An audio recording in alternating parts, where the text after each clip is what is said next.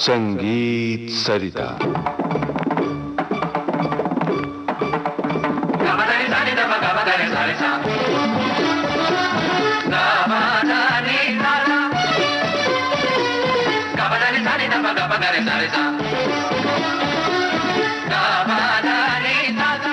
मित्रों नमस्कार।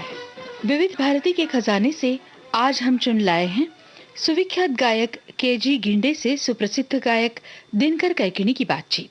आइए सुनते हैं। आज के इस कार्यक्रम में हम आप सबको देश के जाने माने गायक कलाकार एवं राग संगीत के विद्वान पंडित केजी गिंडे, कृष्ण जी गिंडे से भेंट कराना चाहेंगे। नमस्कार पंडित जी। नमस्कार गिंडे जी। तो इस 60 साल की लंबी अवधि के कुछ अनोखे अनुभव संक्षिप्त रूप में हमारे श्रोताओं को बताने का कष्ट करेंगे? अवश्य। आपका जन्म कर्नाटक में हुआ, आपके पिताजी डॉक्टर थे और परिवार के अन्य सभी सदस्यों ने दूसरा व्यवसाय अपनाया। ऐसी स्थिति में केवल आपने संगीत क्षेत्र में प्रवेश क्यों और कैसे किया? ये तो एक संयोग कहिए जी। मेरे बचपन में ही मेरे घर में संगीत का वातावरण रहा। मेरे पिताजी वैसे भजन कीर्तन करते ही थे। उसकी वजह से मेरे सबसे बड़े भाई जो सुविख्यात मेंदु यानी मस्तिष्क के तज्ञ न्यूरोसर्जन थे जी जी, उनके प्रोत्साहन से मुझे ये इस कला में अधिक रुचि हुई और मैंने नाट्य संगीत बहुत सुना और 5वें वर्ष में मैंने पहले संगीत का कार्यक्रम भी प्रस्तुत किया। अच्छा। उसके बाद फिर मेरे बड़े भाई साहब बंबई आए और पंडित भातखंडी जी के द्वारा मुझे गुरुवरी रतन जनकर के जी के पास जी मेरी आयु की 11 वर्ष से मुझे सौंपा गया। यानी आपके बड़े भाई डॉक्टर राम गिंडे हाँ। वो भी काफी संगीत, हाँ वो खुद भी गाते थे, हारमोनियम बजाते थे, फ्लूट बजाते थे, अच्छा, सारंगी भी बजाते थे जी। लेकिन वो व्यवसाय से उन्होंने गाना बजाना नहीं किया। वैसे तो मेरे सब भाई गाय शास्त्रीय संगीत, जिसको रागदारी संगीत हम कहेंगे जी, उसमें काफी रुचि रखते हैं। अच्छा। और इस तरह से मैं लखनऊ भेजा गया और तब से करीब 38 साल मैंने गुरुजी के पास रहा। वो तो आप जानते हैं, पंडित रतन जनकर जी के पास। जी हाँ। एक सवाल मैं करना चाहूंगा। बोलिए। जो कि आमतौर पे जिसको हम ले लिसनर कहते हैं, हाँ। वो हमको किया करते हैं। हाँ। वो कहते हैं कि एक अच्छा गायक बनना हो तो आप क्या राय देंगे? अच्छे गायक बनने के लिए अच्छी शिक्षा, अच्छा गुरु और पर्याप्त संगीत की साधना, ये सब सुविधा अगर हो तो मुझे विश्वास है कि अच्छा कलाकार अवश्य बन सकता है। लेकिन अच्छे गायन का प्रदर्शन सुनने का अवसर मिलना, इन सब बातों का होना आवश्यक है। अच्छा, और एक सवाल है। हाँ। एक अच्छा राग संगीत का श्रोता बनने के लिए क्या करना पड़ता है? उसको जितना अधिक से अधिक वो रागदारी संगीत सुनता रहे तो अच्छा मार्मिक श्रोता अवश्य बन सकता है जी, क्योंकि ये संगीत तो श्रवण विद्या है। बराबर है। जितना सुनेंगे, ज्यादा सीखने से ज्यादा सुनना ये आवश्यक है। और मैं समझता हूँ ये संगीत सरिता कार्यक्रम उसमें एक दिशा में बहुत अच्छा काम कर रहा है। जी हाँ, जी हाँ। और उसमें से मुझे, मेरे अनुभव से मैं कह सकता हूँ कि एक सामान्य श्रोता भी इस कार्यक्रम के माध्यम से काफी रुचि लेने लगा सकता है। बिल्कुल। तो एक श्रोता बनने के लिए एक तो चीज हुई कि सुनना जरूरी है। अवश्य। किस टाइप का म्यूजिक सुनना पड़ेगा उसको? पहले तो कंठ संगीत जरा हजम करना बहुत मुश्किल होता है। जी हाँ।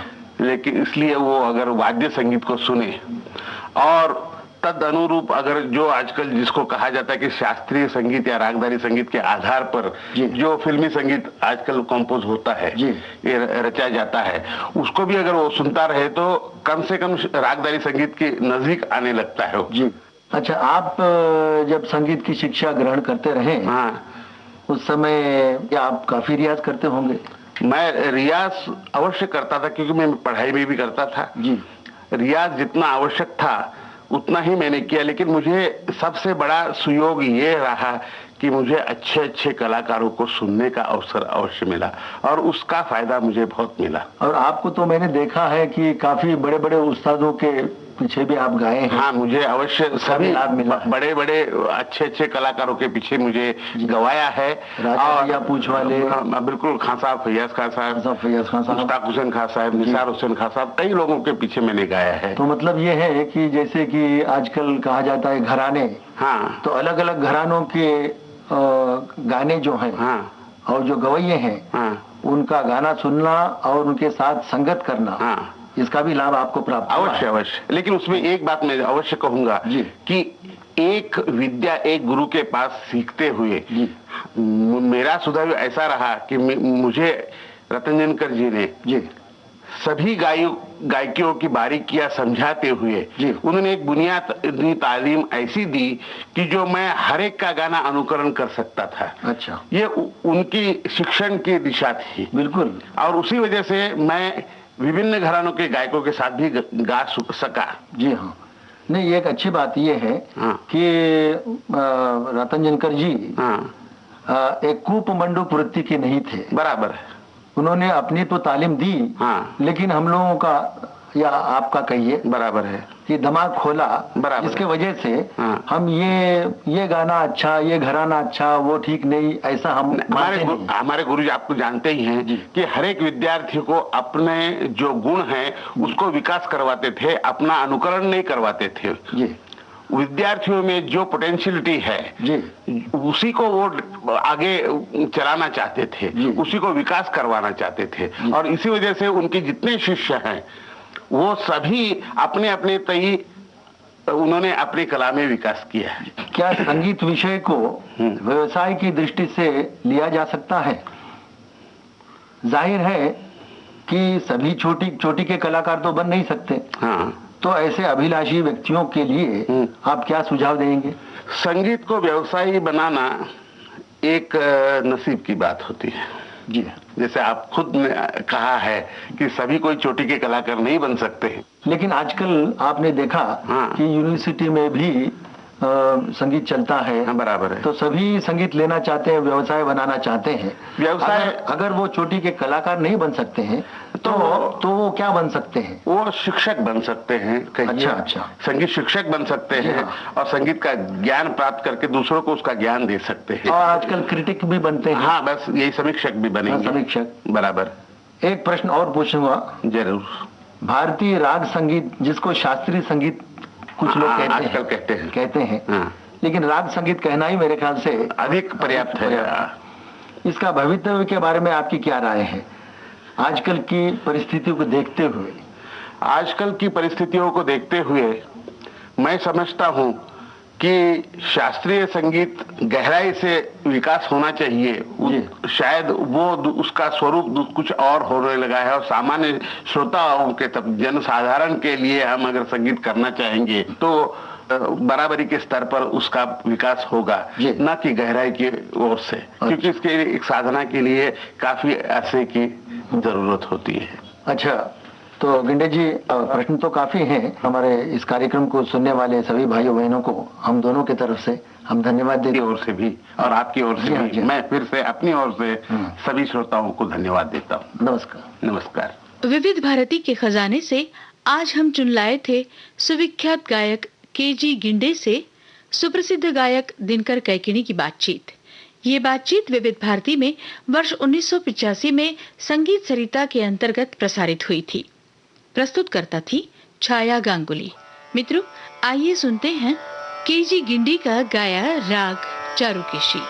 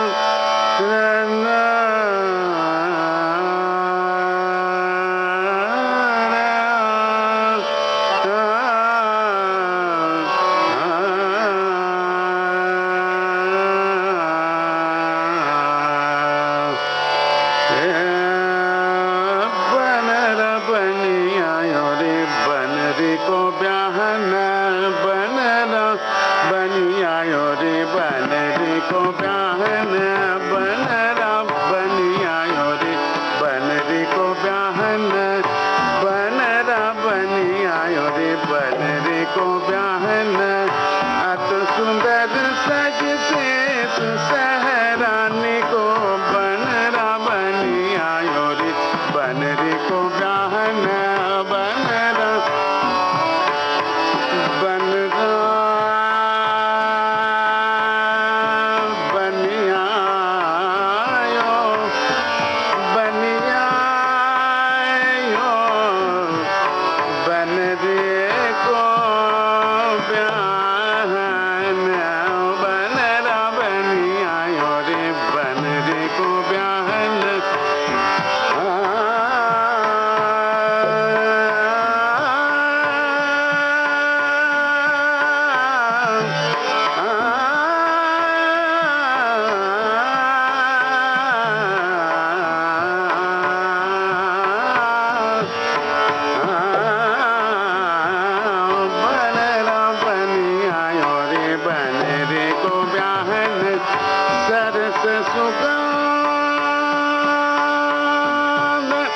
सरस सुगंध बेला चमेली बनरे के गरे हरवा सोहत बनरी के हाथ कंगन वानी को बनरा बनी आयो रे बनरे को ब्याहन बनरा बनी आयो रे बनरे को ब्याहन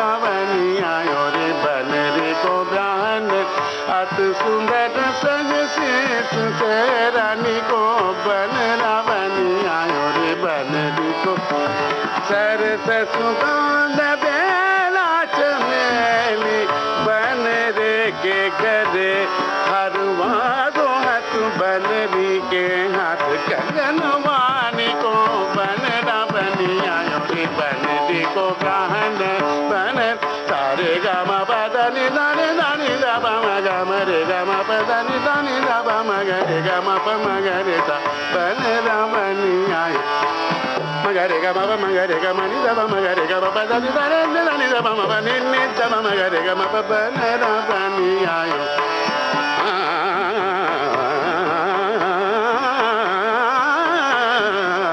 बनरा बनी आयो रे बनरी को ब्याहन बनरा बनी आयो बनरा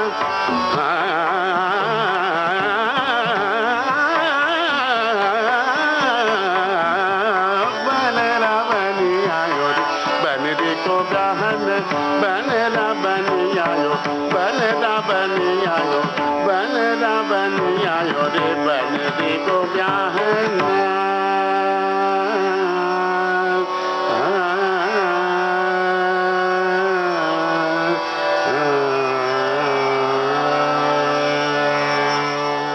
सुविख्यात गायक केजी गिंडे से आप सुन रहे थे राग चारुकेशी। इसके साथ ही आज का संगीत सरिता कार्यक्रम अब समाप्त होता है।